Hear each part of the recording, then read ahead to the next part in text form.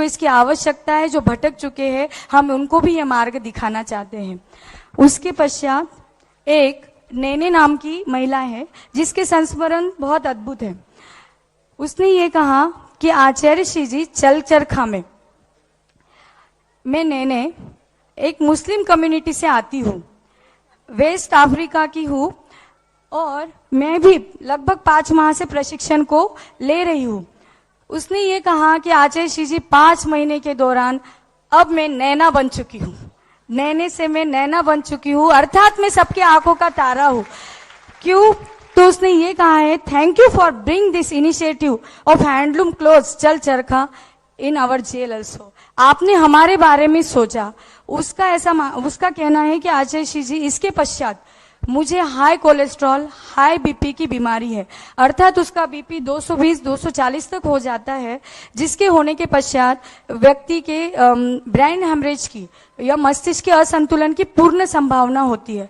उसका ये कहना है कि लगभग 5 महीने से मुझे समस्या हुई किंतु मुझे उसका दर्द महसूस नहीं हुआ, और जब से आपने आशीर्वाद दिया है अब मेरा बीपी नॉर्मल रहता है, अब मेरे को कोई समस्या नहीं। उसको ऑक्सीजन ही लगाना पड़ता था और इस महिला का ऐसा परिवर्तन हो गया है कि अगर उसे कोई दर्द होता है या कोई बेचैनी होती है तो वो नमोकार मंत्र का जाप करती है, आधी आधी रात को उठकर वो नमोकार मंत्र का जाप करती है। इन लोगों ने अपने जीवन में, ये सब विदेशी महिलाएं हैं, इन लोगों के जीवन में शाकाहार का उद्भव हो गया है, अर्थात ये लोग अब जेल में किसी भी प्रकार के मांसाहार वस्तु को छूती नहीं है, और जो छूता है उसको भी वो कहती है कि हमें इसको नहीं लेना चाहिए, इसके अंदर जीवन है, किसी का जीव है जो आगे जाकर हमारी तरह ही एक संवेदना को लेकर उत्पन्न हो सकता है। अर्थात उन्होंने अपने जीवन में सभी जितनी महिलाएं हैं उन्होंने शाकाहार को अपना लिया है। ये बहुत बड़ी उपलब्धि है। अहिंसा का उद्घोष अंतर्राष्ट्रीय स्तर पर भी होने लगा है। उसने ये कहा कि एक युगांडा की महिला है जिसने ये कहा कि मेरे धागे बहुत टूट रहे थे आचार्य श्री जी, और धागे टूटने के पश्चात मैं हताश हो रही थी कि आखिर ये क्या हो रहा है। तो हमने दीदी लोगों ने आपके लूम पर, हमारे लूम पर फोटो लगा दिया आचार्य भगवान आपकी। मैंने एक धागा निकालकर उस धागे को आपके फोटो के समक्ष चिपका दिया और आपके समक्ष प्रार्थना की कि आचार्य श्री जी अब मेरे धागे ना टूटे। उस दिन से लेकर आज है कि मेरे वह धागे नहीं टूटे और मैं एक दिन में 3 से 3.5 टॉवेल बना लेती हूँ। उसी के बाद जब भी उनको कोई समस्या होती है, देखिए उनके अंदर कैसा परिवर्तन, वो आचार्य श्री जी को याद करती है। हम कितने सौभाग्यशाली है कि हमें साक्षात आचार्य भगवान के दर्शन हो रहे हैं, उनकी करुणा, उनका आशीर्वाद हमें प्राप्त हो रहा है। पर उन लोगों को केवल उस फोटो में, उस केंद्र में जो फोटो है, वो छोटी सी फोटो और जो बड़ी फोटो, उन फोटो में ही उनके लिए आचार्य श्री है, और उनके अंदर इतनी भावों में परिवर्तन है कि वो अपने दुख दर्द आचार्य श्री से बांट लेते हैं, और आचार्य श्री कैसे पता नहीं उनके दुख दर्दों को दूर भी कर लेते हैं।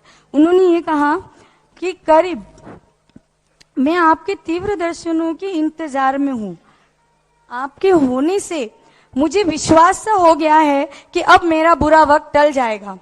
चल चरखा से मेरी सारी समस्याएं दूर हो गई है। जेल में मुझे कुछ अब अपना सा लगने लगा है, जेल मुझे एक परिवार सा लगने लगा है। आपके दर्शनों के लिए गुरुजी हम जल्द से जल्द आना चाहते हैं, तो आप इतना सशक्त आशीर्वाद हमें भेज दीजिए कि हमें कल की कल पता चल जाए कि हम सबकी रिहाई हो गई है और हम आपके चरणों में उपस्थित हो गए हैं,